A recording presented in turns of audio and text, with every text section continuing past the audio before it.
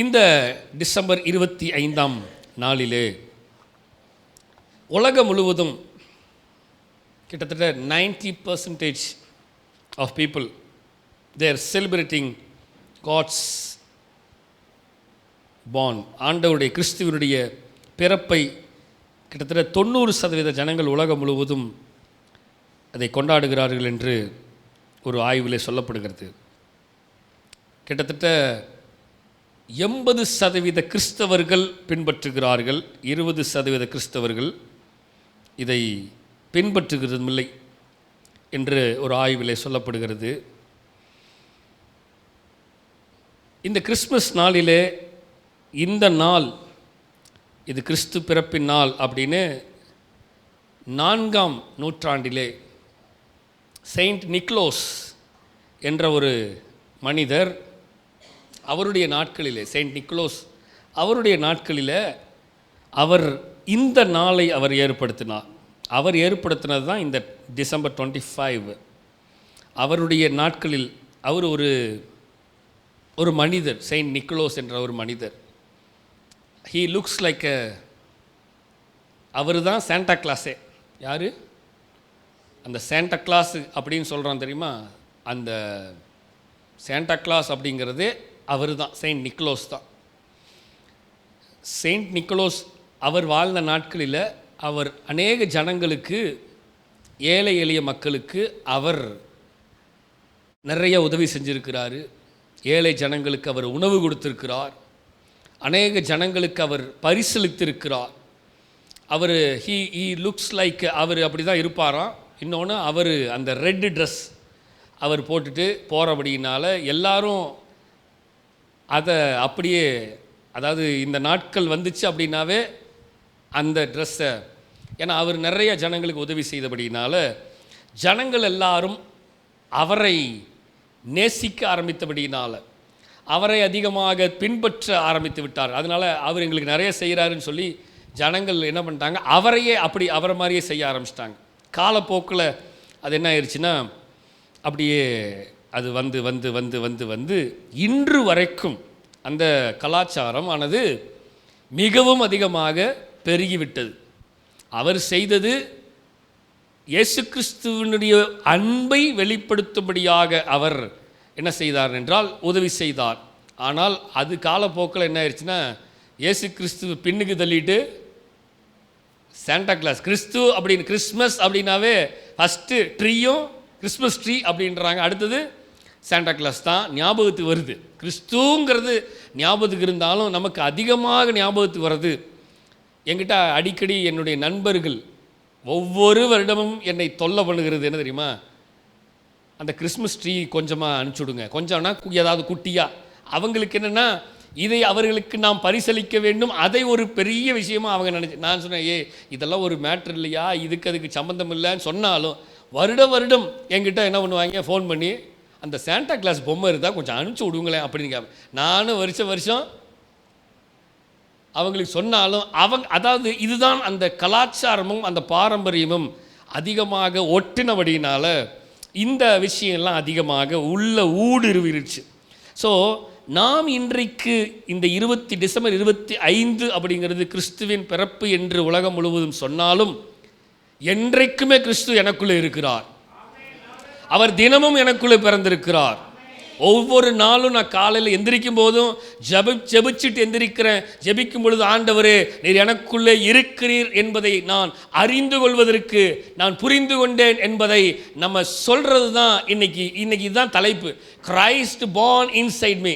இன்னைக்கு தலைப்பே தான், கிறிஸ்து எனக்குள்ளே பிறந்திருக்கிறார். நான் ஆண்டவருடைய சமூகத்தில் ஜெபித்து கொண்டு இருக்கும் பொழுது ஆவியானவர் என்கிட்ட சொன்ன வார்த்தை இதுதான், ரொம்ப ஸ்ட்ராங்காக என்கிட்ட சொன்னார். இந்த செய்தியெல்லாம் நான் 2 மாதத்துக்கு முன்னாடி எடுத்து முடிச்சிட்டேன். அப்போ ஆவியானவர் முதல்ல என்கிட்ட பேசுனது இந்த தெளிவான வார்த்தை, கிரைஸ்ட் பார்ன் இன்சைட் யூ, உனக்குள்ளே நான் பிறந்திருக்கிறேன். மக்களே, என்னது உனக்குள்ளே நான் பிறந்திருக்கிறையா?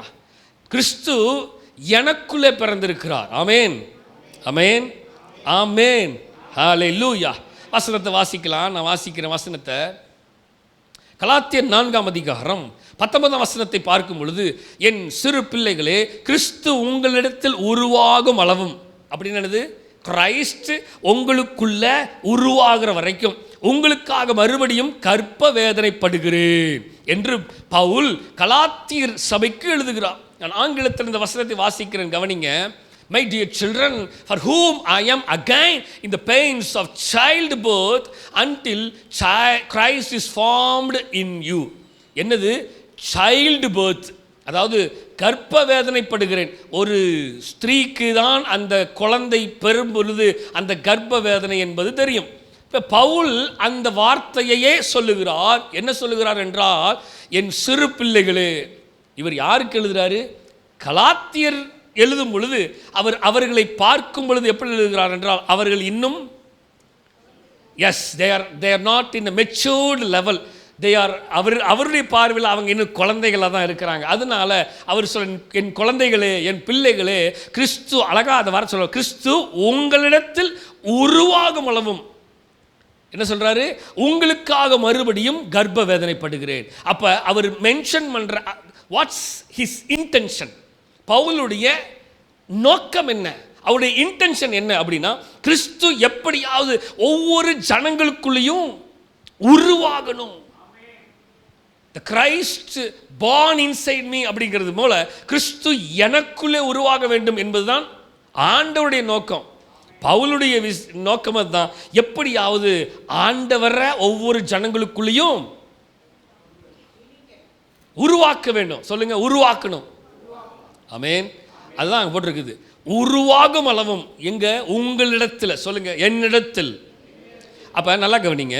கிறிஸ்மஸ் என்ற உடனே நான் தவறு அப்படின்னு சொல்லலை, முக்கியமான கான்செப்டை புரிஞ்சுக்கணும். கிறிஸ்மஸ் வந்தோடனே நமக்கு முக்கியமான ஒரு நாள் அதுதான். நம்ம துணி எடுக்கிறோம், yes, we are celebrating, yes, நம்ம கொண்டாடுறோம் அவருடைய பிறந்த நாளை. துணி எடுக்கிறோம், டெக்கரேட் பண்ணுறோம். பாருங்கள் எவ்வளோ டெக்கரேஷன் இருக்கிறது. நம்ம என்னென்ன செய்யணுமோ எல்லாம் செய்கிறோம். இதெல்லாம் செஞ்சாலும் முக்கியமான விஷயம் என்ன?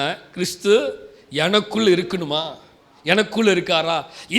அதான் பவுல் சொல்லுவார், வெளியான புறம்பான அலங்கரிப்பை தள்ளிவிட்டு உங்களுக்குள்ளே உள்ளான அலங்கரிப்புன்னு எழுதுவார். அப்போ நமக்கு முக்கியமான தேவை என்னன்னா, Christ want to born inside me. அவர் எனக்குள்ளே பிறந்திருக்க வேண்டும்.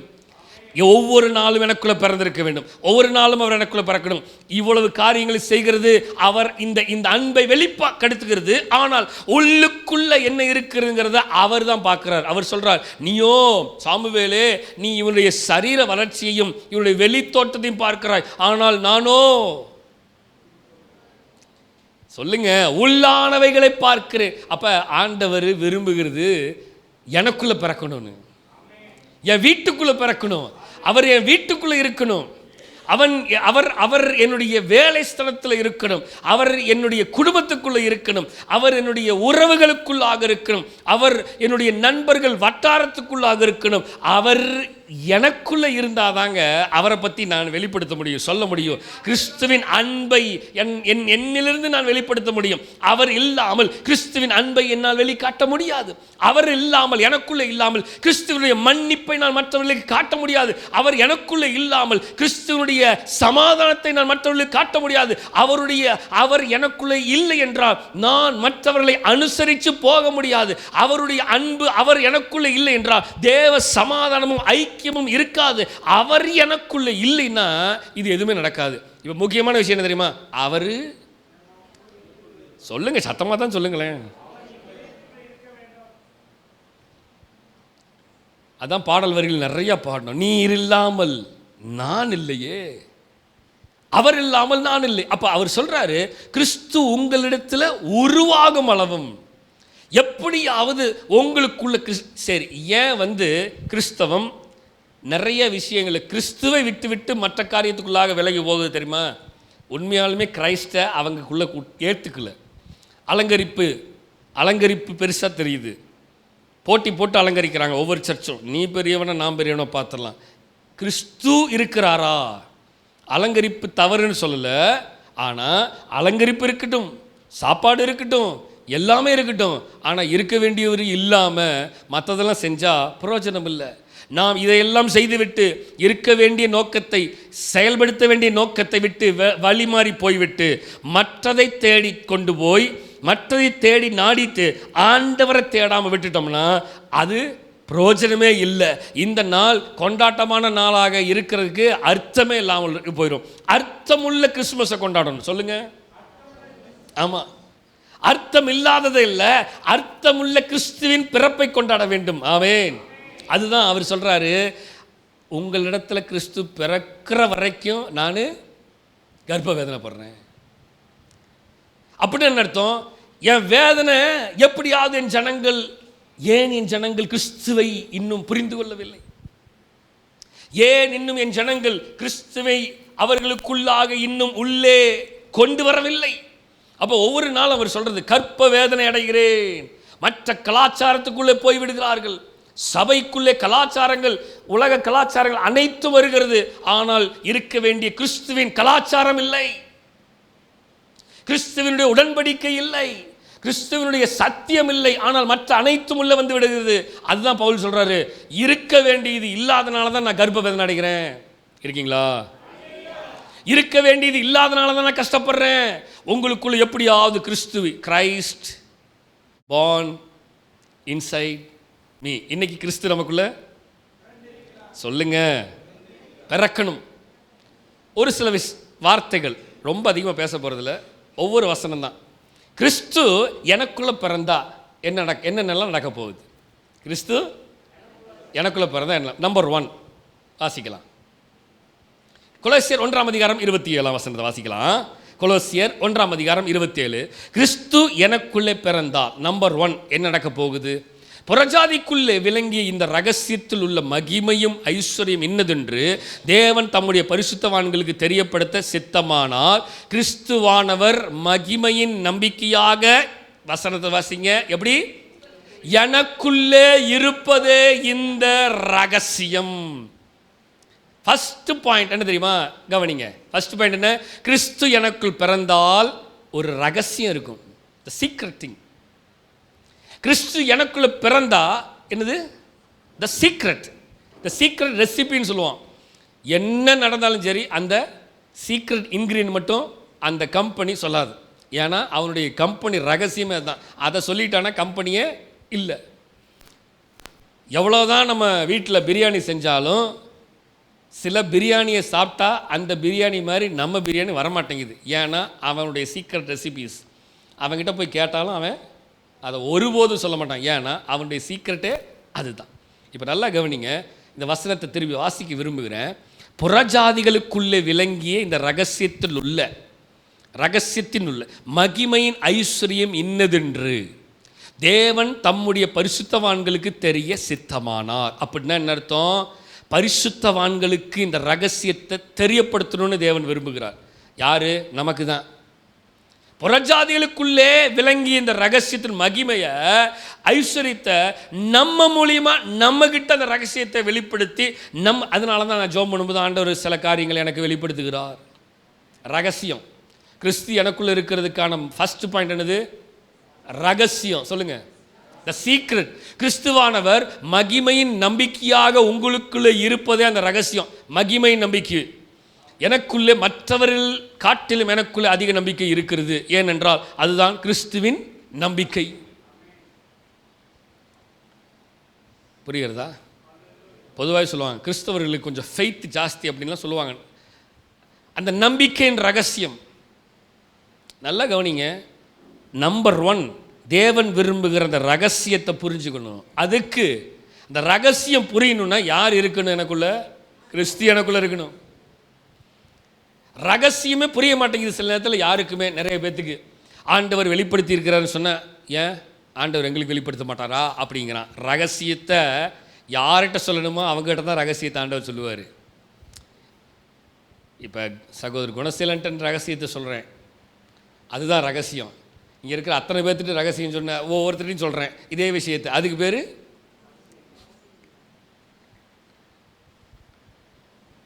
அப்போ கிறிஸ்துவானவர் சில காரியங்களை எனக்கு வெளிப்படுத்துவது தான் ரகசியமே. அவர் எனக்குள்ளே இருந்து அவருடைய வார்த்தையின் மூலமாக பேசுகிற ரகசியம், அதுதான் கிறிஸ்து எனக்குள்ளே இருக்கிறாருக்கான அர்த்தம். புரியுது உங்களுக்கு என்னன்னு? அவர் மற்றவர்களிடத்திலிருந்து என்னை பற்றி சொல்லுகிறது என்னது? கிறிஸ்து அவர்கள் மூலமாக இருந்து என்னை பற்றி சொல்லுகிற ரகசியம். அவர் என்னை பற்றி மற்றவர்களுக்கு வெளிப்படுத்தி, இப்போ என்னை பற்றி இன்னொரு ஊழியக்கார்ட்ட சொல்றாருன்னா, எனக்கு தெரியாத ரகசியத்தை அவர் மூலமாக எனக்கு சொல்லிக் கொடுக்கிறார். இது கிறிஸ்து அவருக்குள்ளே நமக்குள்ளே இருப்பதற்கான அடையாளம். This is sign. புரிகிறதா? நம்பர் 1 நான் வேகமாக முடிச்சிடுறேன். நம்பர் 2 வசனத்தை வாசிக்கிறேன். கிறிஸ்து எனக்குள்ளே பிறந்தால் என்ன நடக்கும்? ரோமர் 12ஆம் அதிகாரம் 2ஆம் வசனத்தை வாசிக்கிறேன், கவனிங்க. ரோமர் 12ஆம் அதிகாரம் 2வது வசனம். நீங்கள் இந்த பிரபஞ்சத்துக்கு ஒத்த வேஷம் தெரியாமல் தேவனுடைய நன்மையும் பிரியமும் பரிபூர்ணமான சித்தம் என்னதென்று அந்த அந்த பகுத்தறியத்தக்க, அண்டர்லைன் பண்ணியிருக்கு பாருங்க. அப்போ நம்பர் 2 என்ன தெரியுமா? நம்பர் 2 என்ன ரகசியம் தெரியுமா? கிறிஸ்து உங்களுக்குள்ள பிறந்தால் you will analyse what is world's thing, what is God's thing. கிறிஸ்து உங்களுக்குள்ள இருந்தால் அந்த பகுத்தறிவு வரும். என்ன பகுத்தறிவு? உலகத்துக்கும் நமக்கும் வித்தியாசம் என்கிற பகுத்தறிவு வரும். நிறைய நேரம் நமக்கு வித்தியாசமே தெரிகிறது. அதுக்கு காரணம் என்ன தெரியுமா? கிறிஸ்து எனக்குள்ள இன்னும் ஸ்ட்ராங்காக உட்காரல. இவர் ஸ்ட்ராங்காக எனக்குள்ள உட்கார்ந்துட்டார்னா நான் பகுத்தறிய ஆரம்பிச்சிருவேன். ஆமென், ஹல்லேலூயா. பகுத்தறிவு சொல்லுங்க.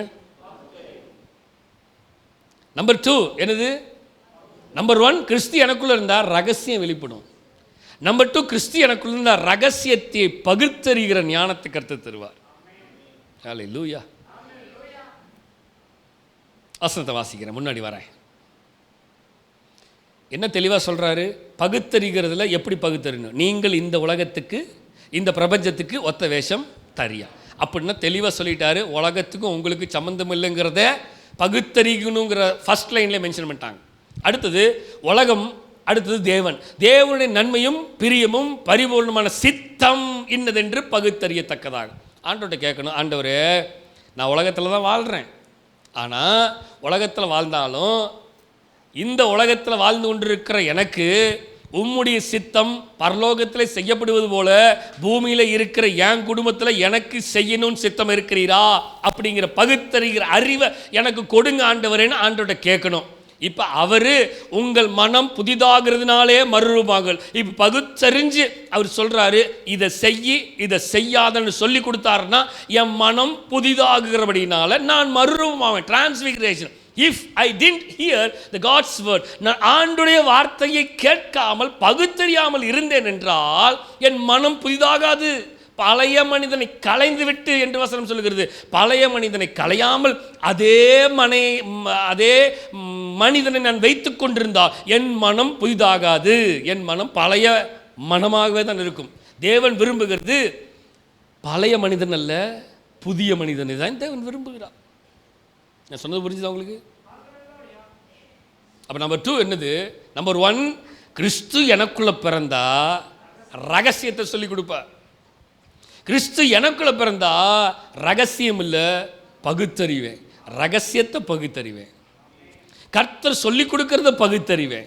கர்த்தர் சொல்லிக் கொடு சத்தியத்தை பகுத்தறிந்து, அதான் தெளிவாக பவுல் சொல்றாரு, ஆவிக்குரியவன் எல்லாவற்றையும் ஆவிக்குரிய காரியத்தோடு சம்மந்தப்படுத்தி பார்ப்பானே தவிர உலகத்தோடு சம்மந்தப்படுத்தி பார்க்க மாட்டான்.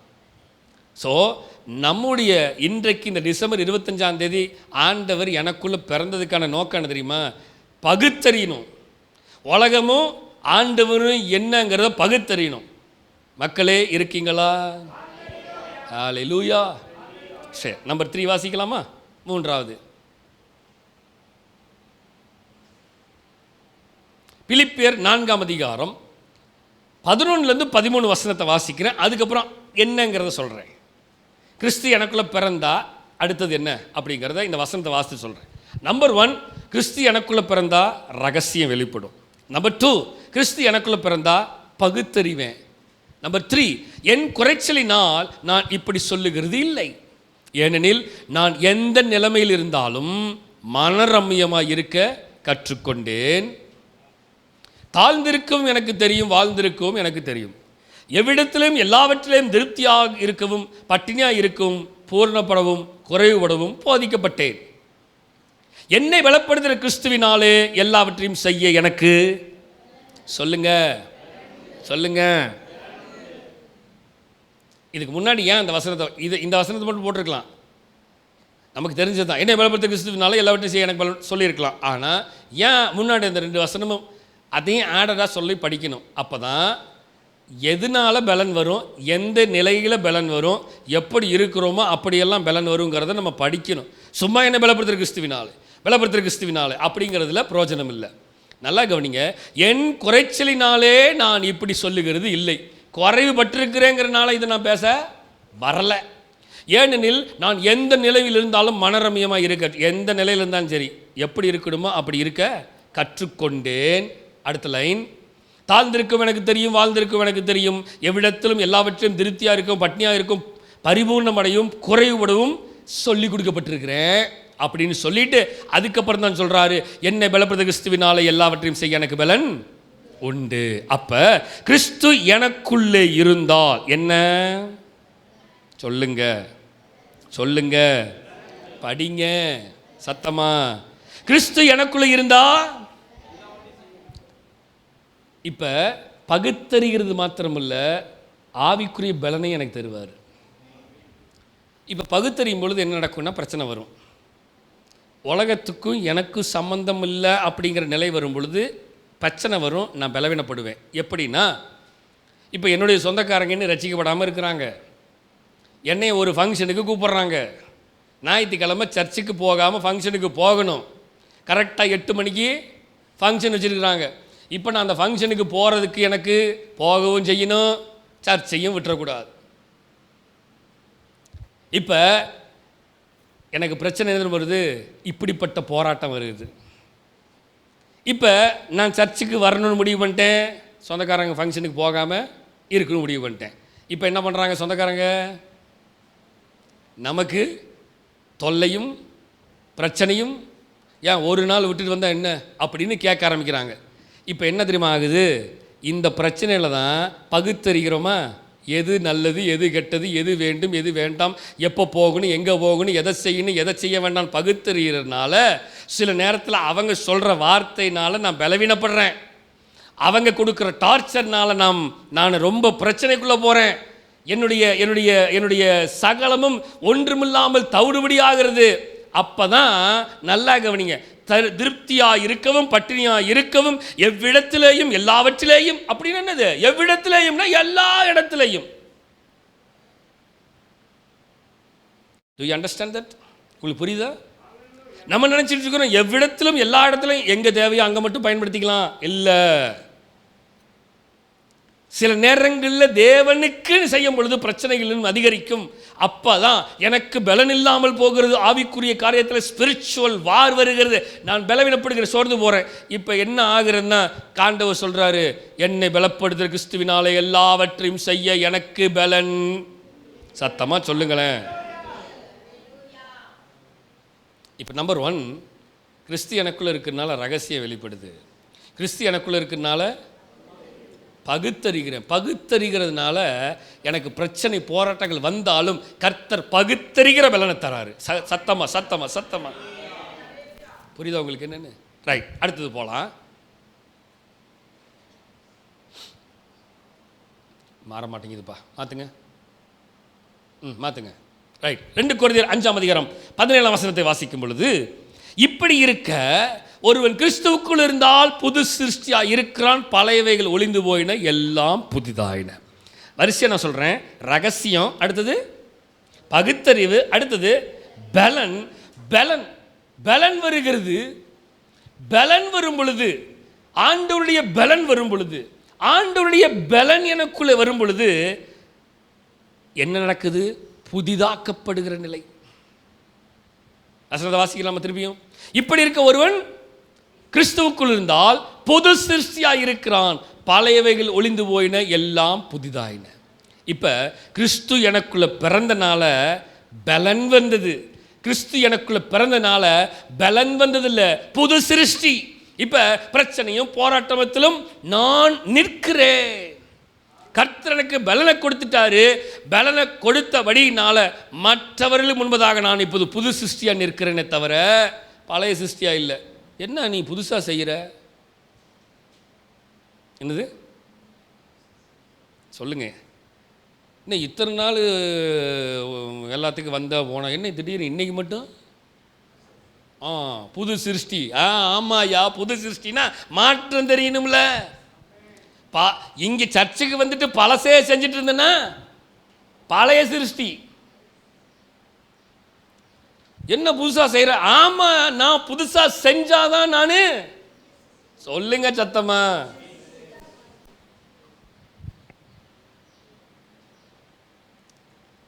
ஆண்டவரை தேடிட்டு இருக்கிற அதே விஷயத்தான் உலகத்திலே நான் இருந்தேன்னா புது சிருஷ்டிக்குங்கிற அடையாளம் தெரிய மாட்டேங்குது. இப்போ ஐடென்டிஃபை பண்ணிடுறாங்க அவங்களே. என்ன வித்தியாசமாக பண்ணுற நீங்கள்? என்ன முதல்ல மாதிரி பேச மாட்டேங்கிற? என்ன முதல்ல மாதிரி சர்ச்சுன்னு அதிகமாக சொல்கிற? டிஃப்ரெண்ட் தெரிஞ்சிச்சா? அதுதான் கிறிஸ்து எனக்குள்ளே இருக்கிறதுக்கான ரகசியம், பகுத்தறிவு. அடுத்தது பலன், புது சிருஷ்டி, நியூ மேன், நியூ பிகினிங். அப்போ ஒரு மனுஷன் ரட்சிக்கப்பட்டானாவே புது சிருஷ்டி தான். ஒரு மனுஷன் ஞானஸ்தானம் எடுத்தாவே டிஃப்ரெண்ட் தெரிய ஆரம்பிச்சிடணும். கிறிஸ்து எனக்குள்ளே வந்துட்டாரு. இனி நான் அல்ல, கிறிஸ்துவே எனக்குள்ளே வாழ்கிறாரு. நான் புது சிருஷ்டி. சொல்லுங்க. புதிதாகின அப்படின்னு அர்த்தம். நான் புதிதாக மாறிட்டேன். பவுல் சொல்கிறாரு என்னது? நீங்கள் பிறந்த குழந்தையை போல. அவர் அழகாக சொல்ல ஒரு வார்த்தை என்ன தெரியுமா? நான் குழந்தையாக இருந்த பொழுது குழந்தை கேட்டவர்களை பாலை குடிச்சிட்டு இருந்தேன், குழந்தை கேட்டவர்களை சிந்தித்தேன், குழந்தை மாதிரி கெங்கெங்கெங்கன்னு பேசினேன். ஆனால் நான் புருஷனான போதோ, வசனத்தை எடுத்து வாசி பாருங்க, குழந்தை கேட்டவைகளை எல்லாம் ஒழித்து விட்டு புருஷனை போல நான் பேச ஆரம்பித்தேன், புருஷனை போல நான் சிந்திக்க ஆரம்பித்தேன், புருஷனை போல செயல்பட ஆரம்பித்தேன். இதுக்கு காரணம் தெரியுமா? இந்த லெவல்ல இருந்து அடுத்த லெவலுக்கு நான் வந்துட்டேன். இதுதான் புதிதாகின புதிய சிருஷ்டியினுடைய அடையாளம். அல்லேலூயா. அப்ப கிறிஸ்து எனக்குள்ள வந்தா என்ன மாற்றம் உண்டாகணும்? புது சிருஷ்டி.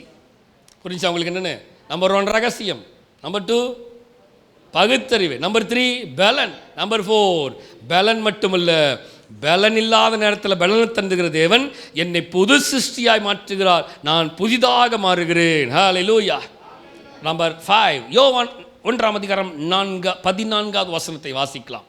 யோவான் 1ஆம் அதிகாரம் 14. நான் வேகமாகவே போகிறேன். அந்த வார்த்தை மாம்சமாகி கிருபையினாலும் சத்தியத்தினாலும் நிறைந்தவராய் நமக்குள்ளே வாசம் பண்ணினார், அவருடைய மகிமையை கண்டோம். இப்போ ஒரு மனிதன் புதிய சிருஷ்டியாக மாறுகிறான் என்றால் அவன், அந்த வசனத்தை முடிக்கிற பாருங்க, அது பிதாவுக்கு ஒரே பேரானவருடைய மகிமைக்கு ஏற்ற மகிமையாகவே இருக்கிறது. அப்ப நான் புது சிருஷ்டியாய் மாறினால் எதை பார்க்க தெரியுமா? உலக மகிமை இல்லை. சொல்லுங்க. உம்முகம் பார்க்கணுமே, உம்மழகை ரசிக்கணுமே, உம் பாதம் அமரணுமே, உம் சித்தம் அறியணுமே, எனது மணவாளனே. சொல்லுங்க. என் இதய ஏக்கமே இனியவரே யேசையா, உம்மைத்தான் தேடுகிறே, நான் உம்மைத்தான் நேசிக்கு, எனது மணவாளனே, என் இதய ஏக்கமே இனியவர் யேசையா.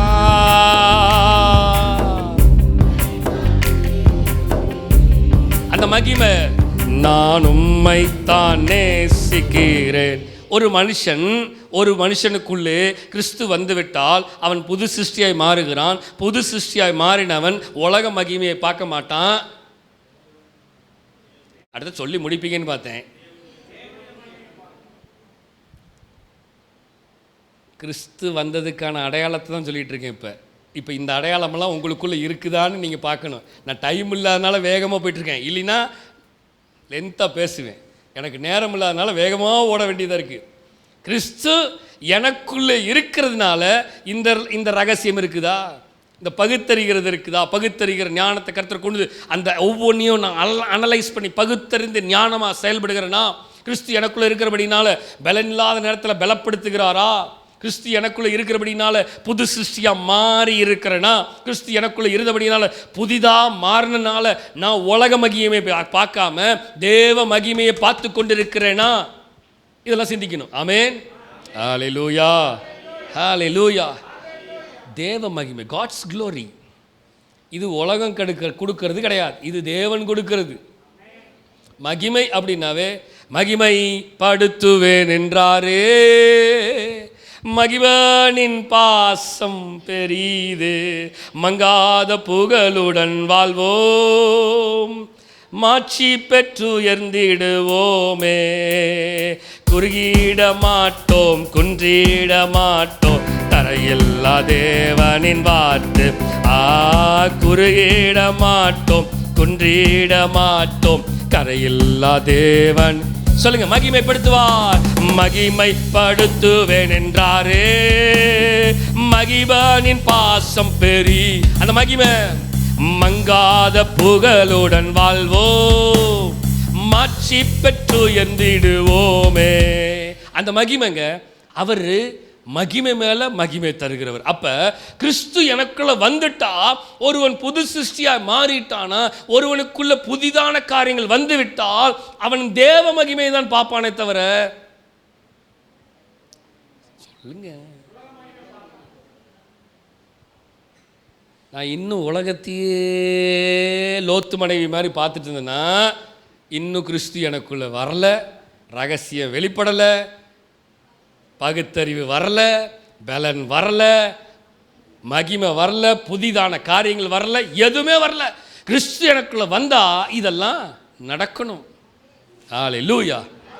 ரைட், அடுத்து வாசிக்கிறேன். அடுத்து வாசிக்கலாம். 1 தீமோத்தேயு 3ஆம் அதிகாரம் 16ஆம் வசனத்தை வாசிக்கும் பொழுது, 1 தீமோத்தேயு 3ஆம் அதிகாரம் 16ஆம் வசனம் வாசிக்கும் பொழுது, அன்றியும் தேவ பக்திக்குரிய ரகசியமானது, ஃபஸ்ட்டு தொடங்கின ரகசியம் வருது, அடுத்த லெவலுக்கு போகிறோம். தேவ பக்திக்குரிய ரகசியமானது. நான் இப்போ தான் சொன்னேன், என்னது? ஒருவன் புதிய மனிதனாக மாறிட்டானா அவனுக்குள்ள என்ன விளங்கும்? தேவ மகிமை விளங்கும். தேவ மகிமை விளங்குச்சுன்னா அந்த மனிதன் தேவ ரகசியமானது யாவருக்கும் ஒப்புக்கொள்ளுகிறபடியே மகா மேன்மையுள்ளதா இருக்கிறது. அப்ப ஒரு விஷயத்தை நல்லா கவனிங்க. நெக்ஸ்ட்டு, இப்போ தேவனுக்குள்ளாக புது சிருஷ்டியாய் மாறிட்டேன், கிறிஸ்டியனுக்குள்ளே வந்ததுக்கு அப்புறம் புது சிருஷ்டியாக மாறிட்டேன். புது சிருஷ்டியாக மாறினால தேவ மகிமையை பார்க்க ஆரம்பித்தேன். தேவ மகிமை இப்போ எனக்கு மகா மேன்மையாய் தருகிறது. உலகம் கொடுக்கிற மேன்மை அல்ல, இது தேவன் கொடுக்கிற மேன்மை. கிறிஸ்டியனுக்குள்ளே வந்தபடினால மகிமை என்னை எங்கே தூக்கிட்டு போகுது தெரியுமா? சொல்லுங்க, it will bounce back to God. என்ன பவுன்ஸ் பண்ணி அந்த க்ளோரி என்ன மகிமையாக தூக்குறது, மகிமை மேன்மையான மகா மேன்மையாக கொண்டு போகிறது. நிறைய நேரம் நாம மேன்மையை தேடுறோம், நிறைய நேரம் மேன்மையை தேடுறோம், நமக்கு மேன்மை கிடைக்கணும். தேவன் கொடுக்கிற மேன்மை தான் பெருசு. தேவன் என்ன பண்ணுவார்? மகிமை மேலே அந்த மகா மேன்மையை தூக்கி விடுவார். ஹல்லேலூயா. சொல்லுங்க, டேக் ஆஃப். சத்தமாக சொல்லுங்க. ஆமாம், ஒரு நாள் சொல்லுங்க, ஒரு நாள் எனக்கு ஒரு சொல்லுங்களேன் வரும். கர்த்தர் என்னைய ஒரு டேக் ஆஃப் கொடுப்பார். சத்தம், அதான் விசுவாசத்தோடு சொல்கிறீங்களா? நான் விசுவாசத்தோடு சொல்கிறேன். நீங்கள் என்ன பண்ண, ஒரு நாள் ஒரு மிகப்பெரிய டேக் ஆஃப் எனக்கு வரப்போகுது. அதுக்காக தான் காத்துட்ருக்கிறேன். ஹல்லேலூயா. அதுக்கு கிறிஸ்து எனக்குள்ளே இருக்கணும், இந்த ரகசியத்தை தெரிஞ்சுக்கணும். இந்த ரகசியம் தெரிஞ்சால் தான் டேக் ஆஃபுக்கு போக முடியும். இல்லைன்னா ரகசியம் தெரியாமல் 10 கன்னிகைகள் இருந்தாங்க, ரகசியம் தெரியாமல் 5 பேர் இருந்தாங்க. 5 பேர்த்துக்கு மட்டும்தான் ரகசியம் தெரிஞ்சுது. அதனால அந்த டேக் ஆஃபில் அவங்க ஏறிட்டாங்க. டேக் ஆஃபை தெரியாமல், பகுத்தறியாமல், புரியாமல், மகிமை பெறாமல் இருந்தபடினால 5 பேர் நீங்கள் எங்களுக்கு கொடுக்குறீங்களா அப்படின்னு அவங்கக்கிட்ட கேட்டாங்க. டேக் ஆஃப் பண்ணி போனதுக்கப்புறம் எங்கே அவங்கக்கிட்ட கேட்குறது? எப்போ டேக் ஆஃப் வருன்னு தெரியும். ஃப்ளைட்டு டிபாச்சர்னு போட்டுருவோம் டைமு, ஆனால் எப்போ டிபாச்சர் ஆயிரும், ஆனால் எப்போ டேக் ஆஃப் ஆகும்னு தெரியாது. ஏன் தெரியுமா? திடீர்னு கிளம்பும் போது இன்னொரு ஃப்ளைட் வந்துருச்சுன்னா இது டிலே ஆயிரும். எப்பயுமே ஃப்ளைட்டை பொறுத்த வரைக்கும் நிறையா நேரங்களில் கணிக்கிற நேரத்தில் டேக் ஆஃப் பண்ண முடியாது. ரன்வேக்கு போய் நிற்கிற வரைக்கும் நடுவில் எவ்வளவோ விதமான சூழ்நிலை வரும். டிலேஸ், கிளைமேட்டிக் இஷ்யூஸ், சில ஃப்ளைட்ஸ் டிலே ஆகும், சில சிக்னல் கிடைக்காது, நிறைய விஷயங்கள் நடக்கும். அந்த ரன்வேல போய் நிற்கிற வரைக்கும், அந்த ரன்வேல போய் நின்று அந்த ரன்வேல ஓகே அப்படி அந்த என்ஜினை புஷ் பண்ணுவாங்க பாருங்க. புஷ் பண்ணி அது ஒரு புல் பண்ணி வேகமாக போய் அந்த ஒரு டேக் ஆஃப் ஆகிற வரைக்கும் பொறுமையோடு தான் காத்திருக்கணும். சும்மா போனோன்னா அப்படின்னு போயிருமா? போகாது. நிறைய பேர்த்துக்கு என்ன தெரியுமா விருப்பம்? ஆண்டவட்ட வந்தோன்னா அப்படி போயிடணுன்னு. சில நேரத்தில் பார்த்தீங்களா புஷ்வானம் வெடிக்கிற மாதிரி டமாரெலாம் வெடிக்கும். சில நேரத்தில் என்னடா ஆச்சு, அது அவ்வளோதான், தூக்கி போடுங்க. எந்த நேரத்தில் டேக் ஆஃப் ஆகும்னு நமக்கு தெரியும், ஆனால் எப்பவுமே ரெடியாக இருக்கணும். சொல்லுங்கள் சத்தமா. ஒரு நாள், திருப்பி சொல்லுங்கள், ஒரு நாள் எனக்கு ஒரு டேக் ஆஃப் வரப்போகுது. கண்டிப்பாக அந்த மகா மேன்மை என்னைய ஆண்டவரை கொண்டு போயிடும். பயப்படாதீங்க, பரலோகத்திலும் போக மாட்டோம். பரலோகத்துக்கு போவோம், ஆண்டவர் சீக்கிரமாக நம்மளை எடுத்துட போகிறாரு அப்படின்னு நினச்சிக்காதீங்க. நான் சொன்னதை தப்பாக புரிஞ்சுக்கூடாது. டேக் ஆஃப் பரலோகத்துக்கு போயிடும்னு ஐயோ இந்த வருஷத்தில் போய் சேர்ந்துருவோமோ, அப்படி இல்லை. இது வேற. ஏன்னா சில தப்பாக புரிஞ்சுக்குவாங்க, என்ன பாசிட்டிவ் சாவ சொல்கிறாரோ.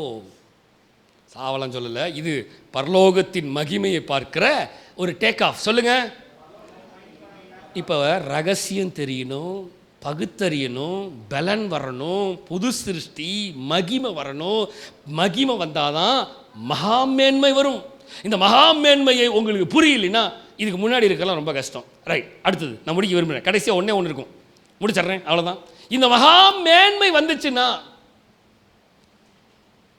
மத்தேயு 5:14-15-16 வாசித்து முடிக்க விரும்புகிறேன்.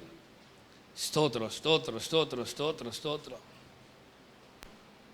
மத்தேயு 5:14-15-16 நீங்கள் உலகத்துக்கு வெளிச்சமாய் இருக்கிறீர்கள், மலையின் மேல் இருக்கிற பட்டணம் மறைந்திருக்கப்பட மாட்டாது. இப்போ டேக் ஆஃப் எங்கே போய் உட்காந்துருக்கு?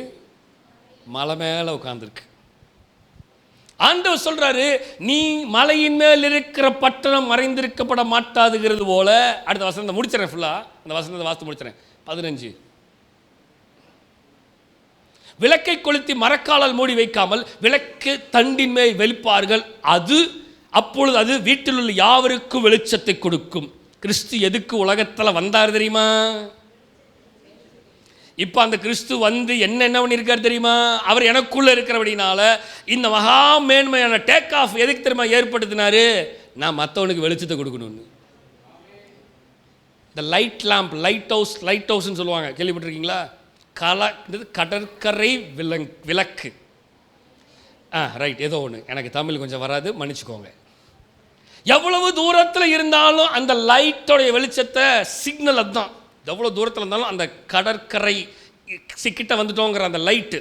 அப்போ நல்லா கவனிங்க, அது ஏன் அவ்வளோ ஹைட்டில் வைக்கிறாங்க தெரியுமா? அப்போ தான் எவ்வளோ டிஸ்டன்ஸில் வந்தால் தெரியும். நல்லா கவனிங்க, ஆண்டவர் தான் சொல்கிறாரு, இந்த டேக் ஆஃப் மகா மேன்மையை கொண்டு வந்து ஆண்டவர் அங்கே வச்சுட்டார் என்னைய.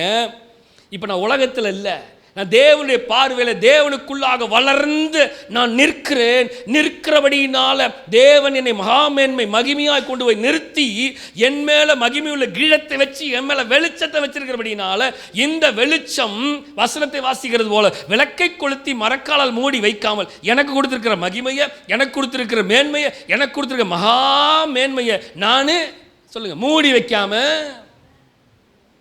மூடி வைக்காம விளக்கு தண்டின் மேல் வச்சு, அது வீட்டில் உள்ள யாவருக்கும். கர்த்தர் என்ன தொட்டதுக்கு காரணம் தெரியுமா? கர்த்தர் எனக்குள்ள வந்ததுக்கு காரணம் தெரியுமா? வீட்டில் இருக்கிறவங்களுக்கு ஒவ்வொருத்தருக்கும் வெளிச்சமான இருக்கணும்.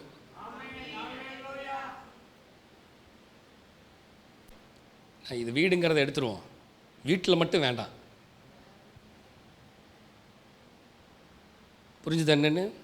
அப்போ கிறிஸ்து எனக்குள்ள வந்தா, வசனத்தை வாசிக்கலாம், அடுத்த வசனம்.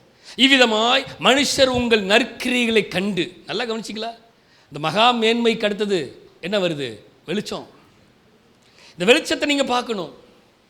இந்த வெளிச்சம் மனுஷர் உங்கள் நற்கிரியைகள் கண்டு, அப்படின்னா நம்ம கூட இருக்கிற வீட்டில் இருக்கிறவங்கெல்லாம் இந்த வெளிச்சத்தை பார்க்கணும். மனுஷர் உங்களை நற்கிரியைகளை பார்த்து, இதை பார்த்து பரலோகத்தில் இருக்கிற பிதாவை மகிமைப்படுத்தும்படி, இவனுக்குள்ள கிறிஸ்து இருக்காரியா, அந்த வெளிச்சத்தை நான் பார்த்துட்டேயா அப்படின்னு மனுஷன் சொல்றதை கேட்டு பரலோகத்தில் இருக்கிற என் பிதா என்ன பண்ணுவாரு? மகிமைப்படும்படி, வாசிங்க, உங்கள் வெளிச்சம் அவர்களுக்கு முன்பதாக பிரகாசிக்க கடவுது. அப்படின்னு என்ன அர்த்தம்? நீ மற்றவங்களுக்கு முன்னாடி வெளிச்சத்தை, எனக்குள்ளே கிறிஸ்து இருக்கிறார் என்ற வெளிச்சத்தை மற்றவங்களுக்கு. இன்னைக்கு கிறிஸ்துமஸுடைய செய்தியே தான் என்ன தெரியுமா? வெளிச்சம், அந்த பிரகாசிக்கிற ஒளி. அவர் உலகத்தில் ஒளியாய் வந்தார். எந்த மனுஷனையும் பிரகாசிக்கிற மெய்யான ஒளியே அந்த கிறிஸ்து. அந்த கிறிஸ்து எனக்குள்ள பிறந்தனால தான் இந்த லாஸ்ட் அந்த வெளிச்சத்தில் முடிக்கிறேன். அவர் வெளிச்சம், நானும் வெளிச்சம். இப்போ நல்லா புரிஞ்சுக்கோங்க, இருளுக்கும் வெளிச்சத்துக்கும் சம்பந்தம் ஏது? இப்போ நான் இருள் கிடையாது, நான் வெளிச்சம். ஏன்னா நான் வெளிச்சத்தின் பிள்ளை. அவர் வெளிச்சம், நானும் வெளிச்சம். அவர் வெளிச்சம், நான் இருள் அல்ல. என் சத்துருவே, நீ சந்தோஷப்படாத. நான் விழுந்தாலும் எழுந்திருப்பேன். நான் இருளில் உட்கார்ந்தால் கர்த்தர் எனக்கு வெளிச்சமாக இருப்பார். அவர் வெளிச்சம், நான் இருட்டாக இருந்தாலும் என்னை வெளிச்சமாக மாற்றுறவர் அவர். நான் வெளிச்சம், அவரும் வெளிச்சம். அவர் வெளிச்சம், நான் வெளிச்சம். என் பிதா வெளிச்சம். என் பிதா திராட்சை தோட்டக்காரர். அழகான வார்த்தைகள். அப்போ அவர் வெளிச்சம், நானும் வெளிச்சம். அவர் உலகத்திற்கு ஒளியாயிருக்கிறார், நான் வீட்டிற்கும் உலகத்திற்கும் ஒளியாயிருக்கணும். இதுதான் கிறிஸ்து எனக்குள்ள இருப்பதற்கான ரகசியம். ஹல்லேலூயா. புரியுதா உங்களுக்கு என்னன்னு? இதை புரிஞ்சுக்கிட்டாவே கிறிஸ்மஸ் நமக்கு கிறிஸ்மஸாக இருக்கும். நான் அப்போவே சொன்னேன், அதை தள்ளுங்கடான்னு. சரி, வசனத்தை முடிக்கலாம். ஹல்லேலூயா. அது இடிக்காது, அது குத்தாது, அது இடிக்காதுன்னு சொன்னாங்க. இப்போ என்னைய பார்க்க, அங்கெல்லாம் பார்க்காதீங்க, என்னைய பாருங்க, செய்தி தான். ஹல்லேலூயா. வெளிச்சம் சில நேரத்தில் இப்படி தான் இடிக்கும். நமக்கு வெளிச்சம் ரேஸ், அந்த வெளிச்சத்தை தடுக்கிறதுக்கு சிலதெல்லாம் வரும். அதெல்லாம் இந்த மாதிரி தான் டமார் டுமார் இருக்கும். அந்த வெளிச்சத்தை வெட்டும், அந்த வெளிச்சத்தை கட் பண்ண. ஒரு ரேஸ் போகும்பொழுது ஒரு சின்னதாக ஒரு கட் பண்ணிச்சுன்னா அந்த ரேஸ் டிவைடட் ஆகிடும். சில நேரத்தில் நம்முடைய வாழ்க்கையும் இந்த மாதிரி தான். ஆண்டவராகிய வெளிச்சம் நமக்குள்ளே இருக்கும் பொழுது சில உலகத்தின் காரியங்கள் அதை டீவியேட் பண்ணும். அந்த வெளிச்சத்தை தடுத்து நிறுத்தும். விளக்கை கொளுத்தி மரக்காலால் ஒரு மூடி வைக்க மாட்டார்கள், விளக்கு தண்டின் மேல் வைப்பார்கள். கிறிஸ்து எனக்குள்ளே இன்றைக்கி இருக்கிறது காரணமே, நான் விளக்கு தண்டின் மேலே இருக்க விரும்புகிறேன். விளக்குக்கு அடியில் மூடி வைக்கிறதா நான் இருக்க விரும்பலை. இந்நேரம் ஒரு ஆமேன் இருக்கணும். இங்கே தான் இருக்கீங்களா? நான் முடிச்சுட்டேன், கவலைப்படாதீங்க. Christ born inside me. நான் நிறையா பேசணும்னு வந்தேன், நேரம் பத்தலை. நேரம் இல்லை. நேரம் இருந்திருந்தா இன்னொரு 1 மணி நேரம் கிறிஸ்து பிறந்ததை பற்றி. ஹல்லேலூயா. இதுவே நமக்கு போதும். வரிசையாக சொல்லுங்க. நம்பர் 1 ரகசியம். நம்பர் 2 ரகசியம், கிறிஸ்து எனக்குள்ளே இருக்கிறதுனால பகுத்தறிகிறேன். நம்பர் 3 பலன் பெறுகிறேன். நம்பர் 4 புது சிருஷ்டி, புதிதாக இருக்கிறது. நம்பர் 5 மகிமை. நம்பர் 6 டேக் ஆஃப், என்னது? மகாமேன்மை. நம்பர் 7 வெளிச்சம். 7 கரெக்டாக 7ஓட நிறுத்தினேன். ஏன்னா 7 பரிபூர்ணமாக இருக்குது. இந்த கிறிஸ்மஸ் நாளில் கர்த்தருடைய வெளிச்சம் உங்களுக்குள்ளே பரிபூர்ணமாக 7 பரிபூர்ணமாக வெளிச்சமாக கர்த்தர் உங்களுக்குள்ளே, உங்கள் வீட்டுக்குள்ளே இன்னும் அதிகமாய் வருகிற ஆண்டிலே இந்த ரகசியத்தை தெரிஞ்சுக்கோங்க. தயவு செய்து இது நான் டீப்பாக நான் பேசுவேன். இன்றைக்கு நேரம் இல்லை. இந்த ரகசியத்தில் நிறையா பேசலாம், பகுத்தறிகிறது நிறையா பேசலாம், புதிய சிருஷ்டி நிறைய பேசலாம். தயவு செய்து தேவ சமூகத்தில் உட்கார்ந்து, ஆவியானவர் நமக்கு வசனங்களை கொடுத்திருக்கிறார், ஆவியானவர் நம்மோடு பேசியிருக்கிறார். இந்த ரகசியத்தை புரிந்து கொள்ளுங்கள். தயவு செய்து 2025 நீங்கள் அடுத்த லெவலுக்கு போக பாருங்கள். அடுத்த லெவலுக்கு நீங்கள் போகலைன்னா நிச்சயமாக அந்த ரகசியம் உங்களுக்கு புரியாது. ரகசியம் புரியவே புரியாது. நிறைய நேரம் ரகசியம் புரியாமல் இருக்கிறனால தான் இன்னும் பேன்னு ஏதோ அப்படியே இருக்கிறோம். ரகசியத்தை தெரிஞ்சுக்கொள்ளுங்க, பகுத்தறியணும். நிறைய நேரம் பகுத்தறிவு இல்லை நமக்கு. ஏன்னா பாஸ்டர் சொல்கிறாருன்னு நினைக்கக்கூடாது. பகுத்தறிய வேண்டிய விஷயத்தை பகுத்தறிந்து நிதானிக்க வேண்டிய விஷயத்தை நிதானிக்காமல் இருக்கிறது தான் நிறைய நேரம் நமக்கு பிரச்சனையாக இருக்கிறது. பகுத்தறிய வேண்டும். நிறைய நேரம் நிறைய சூழ்நிலையில் பலவீனம் இருக்கிறது. மனதளவில், ஆவிக்குரிய காரியத்தில், உலகத்தின் காரியத்தில், குடும்பத்தில், சபையில், எல்லாவற்றிலையும் கர்த்தருடைய பலன் எனக்கு பூரணமாக விளங்கணும். அப்போ தான் நான் புது சிருஷ்டியாக மாற முடியும். புது சிருஷ்டியாய் மாறினாதான் தேவ மகிமையை பார்க்க முடியும். தேவ மகிமையை பார்த்தாதான் மகாமேன்மை டேக் ஆஃப் ஆக முடியும். மகாமேன்மை வந்தாதான் வெளிச்சம் வரும். வெளிச்சம் இல்லாமல் அவர் வெளிச்சமாக இருந்தார், நானும் வெளிச்சமாக இருக்கிறேன். ஆமென். கண்களை மூடி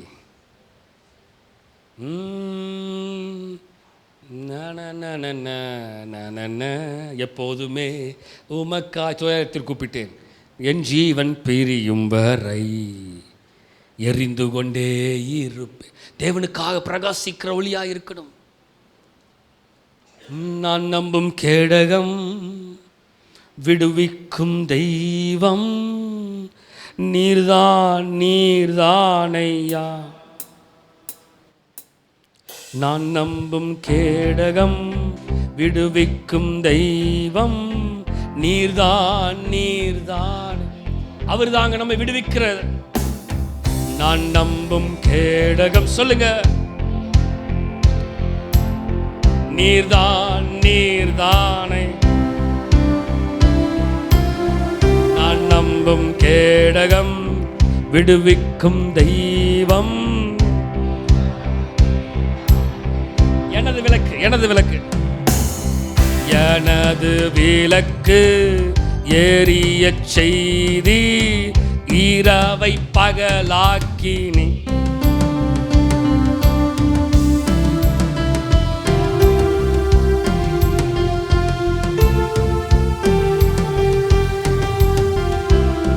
எரிந்து கொண்டே எரிந்து கொண்டே இருப்பே, எப்போதுமே உமக்கா. என் ஜீவன் பிரியும் வரை, சொல்லுங்க, நான் எரிந்து கொண்டே எரிந்து கொண்டே இரு.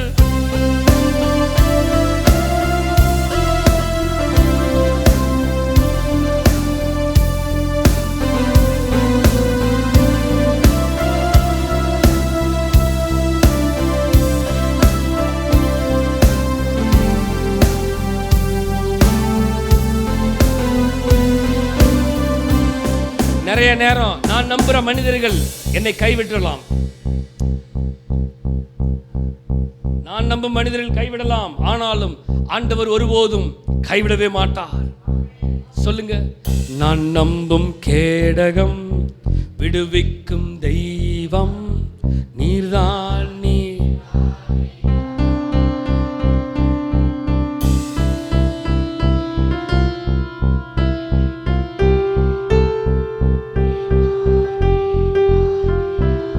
திரும்பி சொல்லுவோமா? நான் நம்பும் கேடகம், நான் நம்பும் கேடகம்.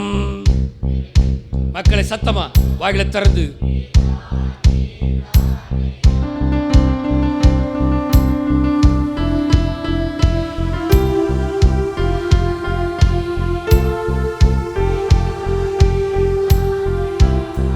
தூயவர், தூயவரே, தூயவர், தூயவரே, துதிக்கு பாத்திரரே. ஆறுதல் நீர்தானையா, ஆறுதல் நீர்தானை எனக்கு. தூயவர், தூயவரே, தூயவர், தூயவரே. சொல்லுங்க, துதிக்கு பாத்திரரே, துதிக்கு பாத்திரர். எனக்கு ஆறுதல் நீர்தாங்கப்பா, நீர்தான் ஐயா. தூயவர், தூயவரே. எனது விளக்கு எரிய செய்கிறவர். சொல்லுங்க, ரகசியத்தை தெரிஞ்சுக்கணும். தேவனுடைய பகுத்தறிகிற நான் எனக்கு வேணும். அவருடைய பலன் எனக்கு வேணும். அந்த புது சிருஷ்டியா நான் மாறணும். தேவனுடைய மகிமையை பெற்றுக்கொள்ளணும். தேவனுடைய மகா மேன்மையை நான் பெற்றுக்கொள்ளணும். இதுக்கு எல்லாத்துக்கும் ஒரே ஒரு விஷயம், அவர் வெளிச்சமா இருந்தது போல நானும் வெளிச்சமா இருக்கணும்.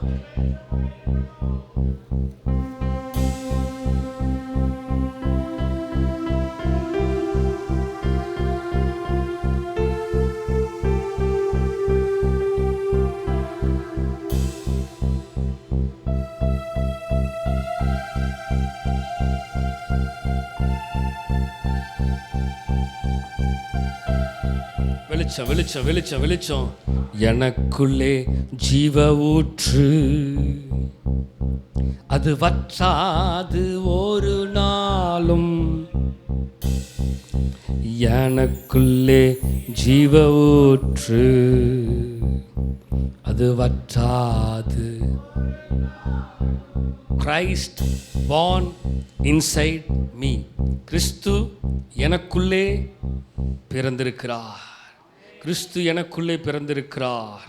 இந்த நாளில் மறுபடியும் கிறிஸ்து எனக்குள்ளே பிறந்திருக்கிறார். சொல்லுங்க, இந்த நாளில் மறுபடியும் கிறிஸ்து எனக்குள்ள, என் வீட்டுக்குள்ள, என் பிள்ளைகளுக்குள்ள, என் வேலை ஸ்தலத்தில், என்னுடைய உறவினர்களுக்குள்ளாக, எல்லா இடத்திலையும் கிறிஸ்து இன்றைக்கு மீண்டும் ஒரு விசை பிறந்திருக்கிறார். பிறந்திருக்கிறார். அந்த கிறிஸ்து எனக்குள்ள இருக்கிறபடினால இந்த ரகசியத்தை தெரிந்து கொண்டு, மகிமையை பெற்றுக்கொண்டு, இன்னும் அதிகமாய் தேவனுக்குள்ளாக நாங்கள் வாழ விரும்புகிறோம். இன்னும் வெளிச்சமாய் இருக்க விரும்புகிறோம். பரிசுத்த ஆவியானவர் எங்களோடு பேசின வார்த்தைக்காக நன்றி. இனிமேலுமாக உம்முடைய வார்த்தை எங்களுக்குள்ளாக கிரியை செய்யும்படியாக வேண்டிக் கொள்கிறோம். சகலவற்றையும் உடைய கரத்தில் ஒப்புக் கொடுக்கிற தாழ்த்துகிறோம். நீரை ஆளுகை செய்து பொறுப்படுத்தி வழிநடத்துகிறார். எல்லா துதி கன மகிமை எல்லாம் உமக்கு ஒருவருக்கு மாத்திரமே செலுத்துகிறோம். மீட்பரும் இரட்சகருமா இயேசு கிறிஸ்துவின் மூலம் ஜெபம் கேளும் எங்கள் ஜீவனுள்ள நல்ல பிதாவே. எல்லாம் சொல்லுங்க, ஆமேன்.